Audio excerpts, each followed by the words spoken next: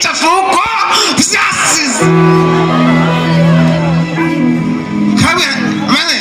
umaze kuba umusore. Hari abagiye bavutse kandi burya nawe wari wavutse uwo munsi.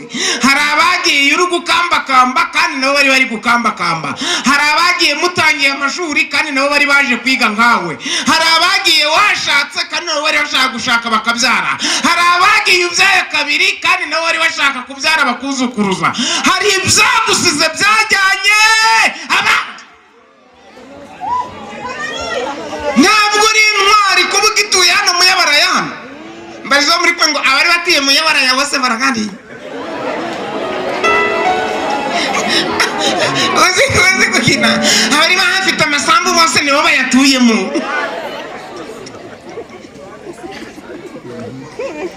Warahabaye mana we, warahabaye cyagiye.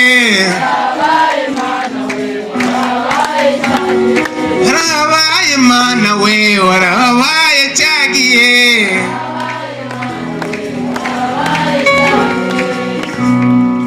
Uziko buno hari buno mbese uko ibihe bigenda bisimburana n'ikoranabuhanga na tekinoloji bigenda bitera imbere, n'abarozi basigaye baroga muri tekinoloji. Urumva ubundi inzoka zari zisanzwe zibaho, wayibona ugafata amabere utya ukarenganya amaguru gutya ntirenga hire. Izabuno uribesha ngo ufasha amabere ahubwo ikazi kakuruma. Wibwira ngo ni yindi isanzwe naho niyo bohereje. Injangwe cyangwa se ubunyawe cyangwa se ubunyapusi bwazaga mu nzara ubwo kurya imbeba, none isigaye izi wawe. Umutwe ukakurya igihanda kimwe, wajya kuryama ukagira ngo igitanda kiri gukora frike saruto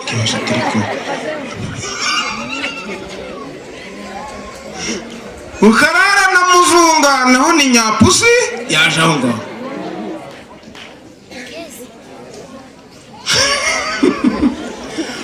Hari inzoka z'Intanzania, hari inzoka z'Indundi, hari inzoka z'inkongomani. Hari uwibeshe ngo agiye kuyikubita isuka ejo bundi yarambye ati pasite ndikaramati ya nzoka yagarutse ngiye kuyica. Numvijwe rimbwira ngo ntunayimenyere ngo uyikoreho itaguhitana. Ati pasiteri namanza mbuzaga ibyo nshoboye. Afata isuka yagiye kuyikubita isuka gwagaramye, yamaze mu bitaro 4 atazigiye yagereyeyo. Habaza bamujyanye ati naje ryari, bati wari ugiye gukubita inzoka ugugaramye. Bigenda bite? Bati bigenda uko wabibonye. Iro mwicaranye ngo uretse Yesu duhagaze hose ibyatwamburiye umwuka biri kure yaho dutuye. Burya nubonaga amahirwe nkaya yo kuza imbere yifata umwuka duhumeka, ibishaka kuwutwara biriho, ibishaka kuwutuvutsa biriho, ikatubwira ngo nubwo bidashaka ko mubaho ndavuze ngo mubeho. Wakagombye kuza muri uru rugo ukavuga uti nyakubahwa nta mpamvu yo kutakunezerererwa. Yabanye natwe mu kwa mbere byari biriho bishaka kutumira, Imana iduhagararaho. Mu kwa kabiri birasama, Imana ibihumbi iminwa.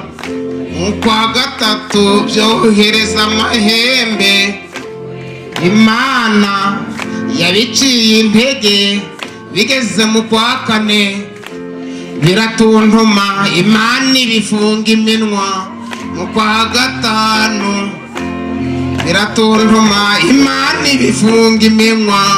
Mu kwa gatandatu ibimenyetso urabibona, ugira ngo urapfa, Imana iguhagararaho. Mu kwa karindwi bazana Ubutanzaniya, Imana ibutesha agaciro.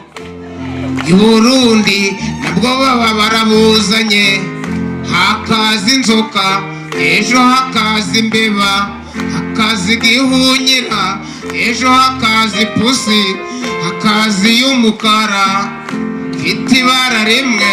Imana iteje intehe. ukwa cyenda Imana iradushigikira tugeze buno mana ntacyo utakoze tugutegeye amaboko tugukomeye amashyi tuguhaye icyubahiro ntacyo utakoze mana we uzi kurinda barizo muri kumwe ngo kutari gufashwa ibi bintu ntabwo uri kubyumva utari no kubyumva neza noneho reka tuvuge ibiragufasha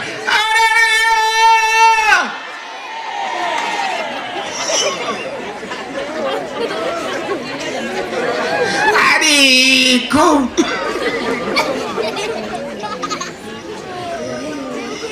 icyatumije gusiga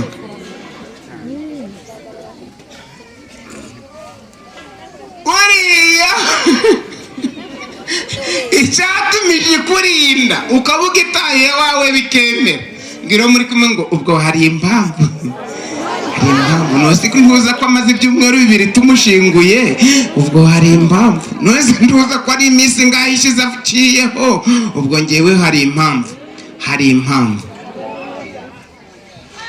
ntabwo ari impanuka hari impamvu indinda ntabwo ari impanuka hari impamvu ikurinze ntabwo ari impanuka hari impamvu wabyaye ntabwo ari impanuka hari impamvu washatse kuko hari nabo bazingiye iwabo kayatereka atari ko bampora giti nze kuyatereka bigenda urayatereka barakuzinze se hari n'uwakubaza izina hari impamvu washatse ntabwo abatwite bose babyara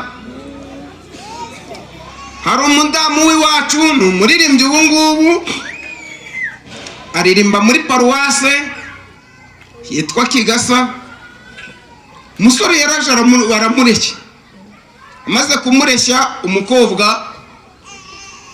aramwemera ariko umukobwa agiye kubaza amakuru dufite Imana ivuga bikaba yategeka bigakomera agiye kubaza amakuru Imana iramubwira ngo nukuri mwana wanjye wambaye imbere nta mpamvu yo kukurushya ruriya rugo ni abatekinisiye ntabwo nakujyanamo ubwo nyina wa muhungu akaba ari umuki ni umutekinisiye uzi umutekinisiye w'umukecuru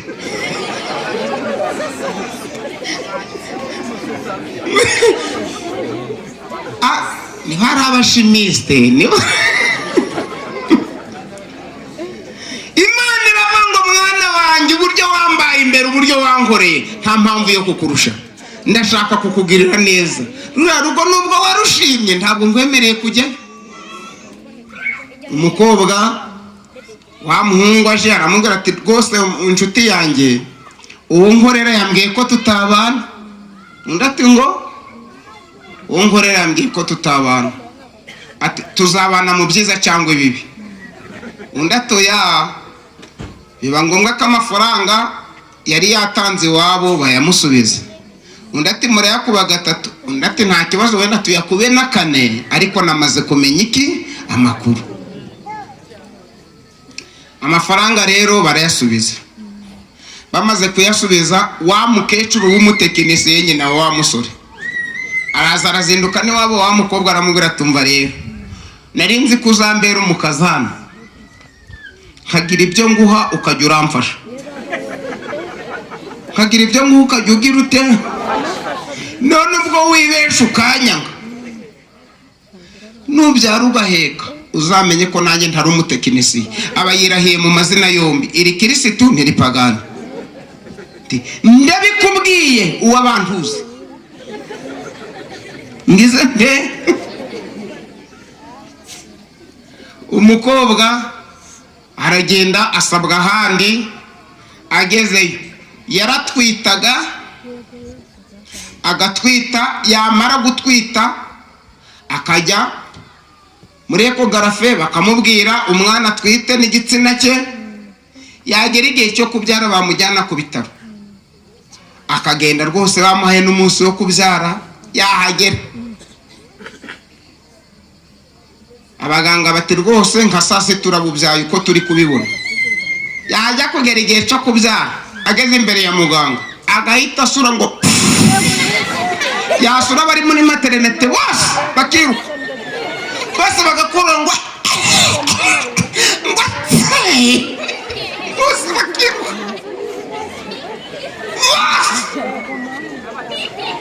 duturanye n'abatekinisiye ariko ikarenga ikavuga ngo ubwa mbere ageze ate muganga ati rero ahubwo wari utwishe rwose neza, agahita asa n'utagiye atwite agahita bagasentere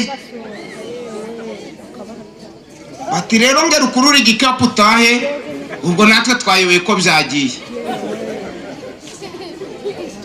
Ubwa kabiri aratwise agiye ku bitaro, abaganga bati usi wa wundi ugiraga kwa kundi arongeye.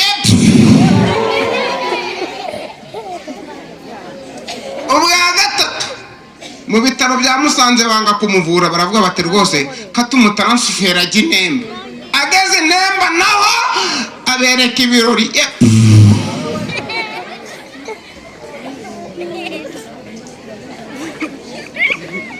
Agaruka i Musanze yabimukoze inshuro 8. Amahirwe rero uwo mukobwa umugabo we yari umusirikare, abati ubwo nzagira umwana nde, akaba umunyamasengesho yasengeraga ku Mukamira.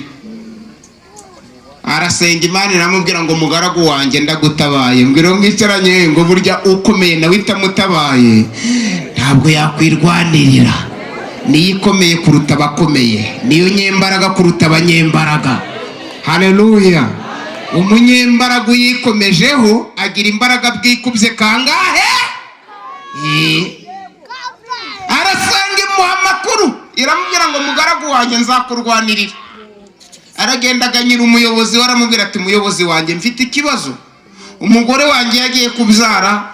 Reba ubwa mbere twagiye mu gipimo batubwira ko umwana ameze neza, batubwira uwo ari we, mbese rwose byaraducanze tuyoberwa umwana rigitiye, ariko dufite amakuru ko hari umutekinisiye wike w'umukecuru wadusezeranije ko tutazanezerwa nk'abandi. None muyobozi wanjye rero rwose mumpike bari ngiye mu rugo. Bamuhike bari, aragenda agezeyo, kandi uwo mukecuru yazindukiraga muri Nibature. Uzi ko aba batekinisiye adatinya no kuza mu iteraniro, navuga muterero ati amena nahari naho kiri gucunga hari neye kikubira kiteko, si n'imisatsi yawe ni ibyatsi byagiyemo, naho n'umusatsi kigiye kugira gite kugira ngo cyaje guterana, naho cyaje gushikira umusatsi. Ariko muririmbyi abihagazemo neza aravuga ngo muhumure, uzagenda ubisimbuka, uzagenda ubabanaho, bazajya bagucukurira Imana na Yesu. Noneho rero aragenda ageze mu kibari, urumva yari yifitiye umubabaro, abantu 8 ni benshi. Aragenda acunga akaga kecuru, abaragafasha ati njyewe nanjye ndakwica. Abaragafatiranije akagiye hehe muri Nibature saa 11. Ariko di buriya ko umuntu aza muri aya materaniro atazanwa no gukizwa, atazanwa no kwihana, atazanwa no gushima kuko Imana imurinze, azanwa no kugirira abandi, ntaco yatanze. Hari umukozi w'Imana witwa Aroizi, aririmbana n'umugore we n'abana, akana hari ne ngaduhera ubuntu, ngaduhera iki bazamwicaranye ngo kuri hawo watanze ngahe, aduhera ubuntu, nabo bakamusubiza ngaduhera ubuntu, aduhera ubuntu. Biro mwicaranye ngo burya wabyaye nta mafaranga wari kugura ubucigati, wapi nta mafaranga wari kugura uwo mwana wiga, wapi yaduhereye kuko itwe tutagirira abandi ubuntu, twahawe ku buntu natwe dutangire Imana ishimwe. Noneho rero aragenda afata wa mukecuru, aramubwira ati nukuri ngenda kurasa, ndakurasa nje mfite imbaraga rwose ndakurasa ntabwo jewe narabimenye niwe wandogeye umugore yaje gutabaza ati uratabaza se do ebesho mutekinisi yabahuye n'undi mutekinisi yukaze baravuga ati mbabarira wingirira nabi ibyo namukoze kangwereka ibyo nakoze afindura ibyo yafinze agoronzora ibyo yagobetse amafoto yatwaye ibiki yatwaye uwo mukobwa byose arangije abiha wa mugabo wa musore arongera ati umudamu wanjye arabyara rwose ntabwo arongera kubwo nawe yari yamufashe umunigo se kari umukirisitu se wowe nta munigo wamufata umufashe umunigo habonye ibyo barogeye nk'umudamu warabibonye aramwishikanuje nk'umukomando mu kugira ngo muramufate urusaku rwabo batagira umumaro muramufate umugabo w'Imana baramutanguye bamufasha wa mukecuru ahita yihereza yamize n'ingoto aka kanya mvuza arukwa ndekuye mumukomeze baramufasha bamujyanye mu kigo cya Mukamira naho umuhungu yarasenze kandi n'umubabaro we abayobozi be bagize bate barawuzi abaturage bati yatunigiye umukecuru nawe umukecuru ni umutekinisiye yamunize ntiyaragishobora no guhamagara afande ati mwa baturage mweco ngaho mwicara aho hasi rero hari iwacu hakunze kubera udutendo twinshi hari n'igihe abatekinisiye bari baramaze kuba benshi ku gasozi kamwe tukumva hapfuye 5 kuko tukumva hapfuye 20 kuko tukumva mbese afande wari uyoboye aho ngaho aravuga ati ntabwo ibi nabyihanganira twatsinze intambara y'amasasu none mu bwanyu mushaka kumarana ntabwo twabyihanganira twarabyutse dusanga twese imirengo uko ari 3 wabyuka ati we garuka we batujyana yitwa ku byangabo ka saa 12 buri wese yarebaga undi afande atubwira ati mwihangane twabazindutse ariko no kugira ngo dukemurire hamwe ibibazo dufitanye twe namwe murabona abaturage mwamaranye none iyi nama itunguranye natwe tubonye nta buryo twabafasha turagira ngo twigire hamwe uburyo twarangiza iki kibazo hagiye kuba amatora adasanzwe buri wese atora umurozazi nimurangiza mutahe nta kindi dushaka abaturage bahita baseka ngwingo ngo turabatora abantu bose barasetse ngo amashi ngwingo turabatora bazana amakarito y'impapuro ko twabatoyera twaratoye umusaza wayo wa mbere yagize amajwi 3,600 umudamu wamukurikiye agira 2,800 hanyuma abandi bakagira 5 abandi bakagira ingahe cokora n'abagize 7 n'abagize 4 n'abagize 3 n'abagize 1 nuko afande aravuga tumva rero abagize amanota kuva ku 10 gusubiza hasi hari n'igihe bareba babona mbese uri n'igikara cyane cyangwa gasura koye gasa n'ifarasi batuye n'umurozi kandi nta n'umuti w'intuza w'inzo kugeza uti bakabati nuko kireba gisa n'ikirozi naho ntabwo ari ikirozi ahubwo niko gasura ke atabo ngabo rero bo ntacyo tubatwara ariko sabagize amanota 3,600 na 3,800 na 2,000 ngahe abo urumva twabareka koko ni mwebwe muri kwica abantu kuri uyu musozi namwe turabarasa amahirwe twabaha gusa nuko mwaduha ibyo mwakoreshaga bitari ibyo abafite amanota menshi muze hano bose baraza ati ibyo abaturage babatoreye ntabwo ari ibyo mwabavuye amate bazi kureba kure cyo batoreye muri abarafite mushobora kuduha ibyo mwakoreshaga bati turabitanga habonetse indobo 11 z'amarozi afande baravuza tumva rero uhereye none tugiye kubatora, tugiye gushiraho komite y'abarozi. Wa musaza uraba perezida w'abarozi, uyu mugore ari vice presidente, hanyuma kandi mwe na komite zanyu munyure mubo mwahumanije abakirwaye bose, ntawe dukeneye kumva yongeye kurwara. Urapfa namwe turajya turaza dushikire mwumwe ajye mu cimbo ce. Perezida bamuhaye ijambo, perezida w'abarozi ariko bati nyakubahwa fanda, tubasezeranije ko nta muntu n'umwe urava mu mubiri tukimara gufata ubu buyobozi. Nge na komite yanjye turabigendanamo neza kandi turabaha raporo mu minsi mike. Ngo bwiye ko iwacu nta muntu ugipfa kugira ute, niyo waba umuhaye bakagira bareba perezida aracariho, kambwira bati hariya hari umuntu umeze nabi kandi bari gukeka ko nyura mu bantu bawe murebe.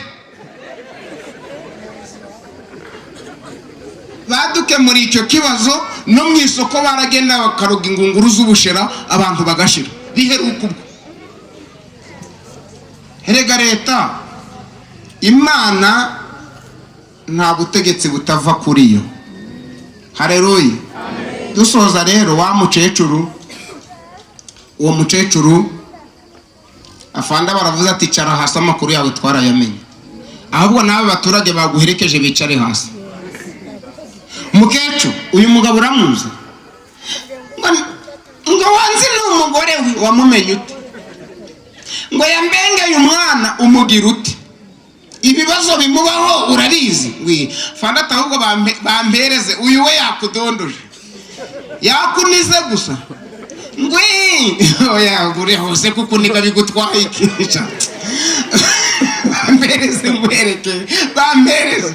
Umukecuru ngugiye kugira ute? Ati none se ngiye kukuvana mwisi, so ndi wavanye abandi mwisi? Umukecuru ngumbabariye hari ibyo nahindura. Ibiki? Abana be umudamu we yatwitaga mbibona, umunsi yatwise n'igitsina yatwise nabibonaga, nubwo namuhaye ibyo namurogeyemo, ariko hari igiteleviziyo cyasigaye mu rugo nacungiragamo. Umugore we mbiro mwicaranye ngo bujye baradutekinitse, uretse data baduhagaze baradutekinitse. Aho umuntu akohereza ihembe rikakunigira aho wagiye, urabona atagufite se? Ni Yesu kiguhagije uburame, naho abantu bo ntabwo akohereza ihembe rigusiga. Ubwo yagutangaho amafaranga ngana, erega burahenda, urahendara.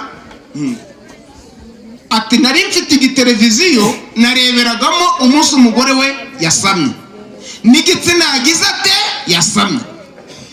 Umwana namuryaga mbere y'iminsi 3 mbere yuko avuka.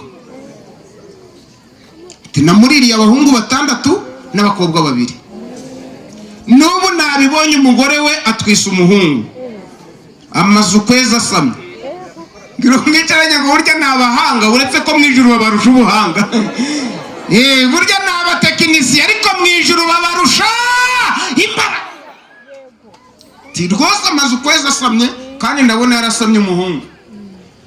Afanda ati manzu nzanira icyo, tuma bari mu rugo cyangwa barangira aho bari icyo giteleviziyo bakizana. Uru televiziyo baragenda bararwikorera bararuzana, rugeza bati icyo urakora ni igikati, uhereye none nje nkwemeje ko umugore wagiye kubyara, ntugire icyo ntwara. Umugore we agiye kubyara, ubwo menye ko mbese nimubona atabyaye akongera kugira kwa kundi ngo ubwo muzandagiza. Afanda ati ngaho subira mu rugo, ubwo natwe tugiye suvuze ko yasamye amaze ukwezi ngo yari buzabyare ryari, undavuga n'itariki yari buzabyara itariki. Ubu mwana nari kuzamurya mbere y'iminsi ngahe 3.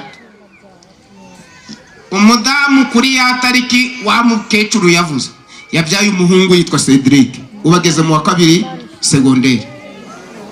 Hakurikizaho umukobwa yitwa Gasaro, hakurikizaho undi agize 4. Nawe yarari kuvati Yesu we urakarama warandabaye, ariko unyuze no mu buyobozi bwiza. Ngiro mwicaranye ngo rero hari impamvu yagusigaje, n'abatekinisi nk'abo muraturanye hari impamvu yakurinze. Burya aho ukorera ntiwahakora kabiri, burya aho utuye ntiwahabyarira, burya aho wiga iyo turinze muyimbere icyubahiro wahaguruka ugatera haleluya.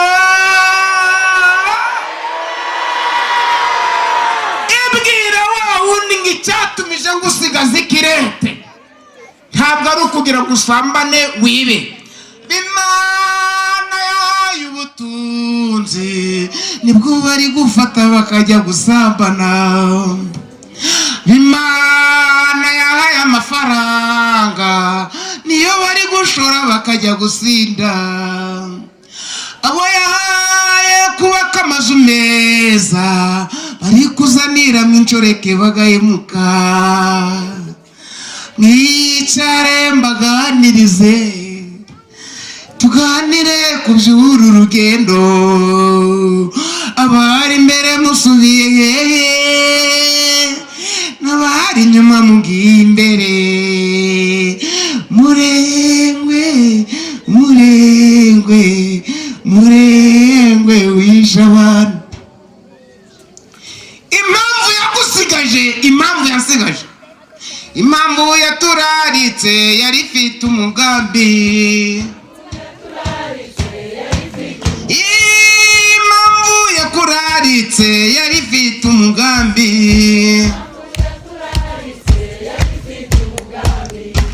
Dusoza, Pawulo abwira Tito, aramubwira ngo Tito, impamvu ngusize ikirete ni ukugira ngo utunganye ibyari bisigaye bidatunganije. Impamvu yagusigiye abana bawe ni ukugira ngo batoze umuco wa gikristo. Impamvu yakurindiye umutware ni ukugira ngo umugandukire. Impamvu yakurindiye umudamu ni ukugira ngo bagabo mukunda abagore banyu nkuko Kristo yakunze itorero rye akaryitangira. Namwe bagore mugandukire abagabo banyu, namwe bana mwumvire baso mutigira bamaniga. Hanyuma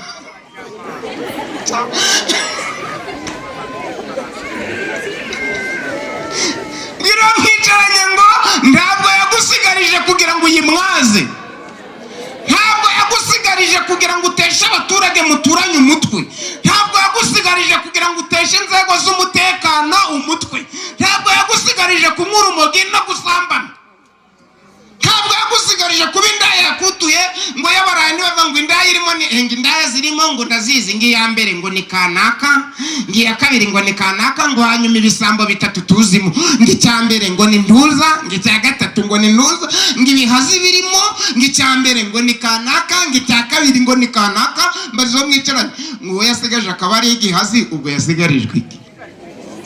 Uwo yasigaje akaba ari indaya, ubwo afite uwuhe mumaro? Uwo yasigaje akaba ari umurozi kuri uyu musozi, ubwo afite mumaro ki? Uwo yasigaje akaba ntaca amarira urugo rwe, ari umusinzi, ari uwo kuza arakura umugore w'amenyo. Gitwaza yaririmbye neza, manumva isengesho ryanjye, manareba agahinda kanjye, icyo ngwingingira nuko bene wacu bakizwa. Mbabajwe na nyiravubi bawukana buri mwaka, amahane ya nyiravubi yananije abagabo, ntiyemera gukosorwa, yabaye inyanga guhanwa. Iyo ufashe iy'ibumoso ifatira iy'iburyo, iyo ugiye yabaraya yerekeza Kabuga.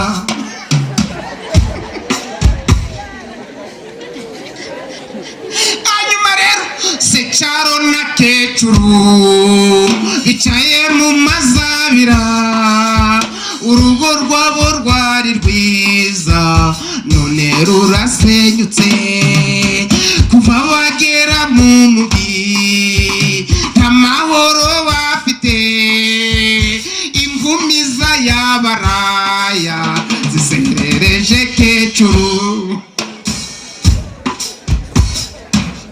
Kwa Secyaro rurasha, kandi yahagaze kuri Secyaro aho yanyuze yari kuvuga ati hari igihe narebanye n'urupfu mwana, urumva igare ryangu bisazi mbita ngo bituruta ko hasi ngo haguruka ndi kumera nka gutya, urumva baranterura nyoberwa iyo ndi, sinamenye igihe nagera mu bitaro bya Masaka, hanyuma banjyana muri Ikanombe, urumva natimbutse ngeze Rwa Faisal. None uracarwana yibeshe mukura amenyo, mbarizo mwicaranye ngo agaciro hiyakurinze naka, agaciro hiyaguhagazeho naka, mbese umumaro wawe hano nuwuri? Mbonye barimo kuva okay turafasha abantu batagira mituweli. Imana ishimwe. Yesu azavuga ngo nari ndwaye muramfungu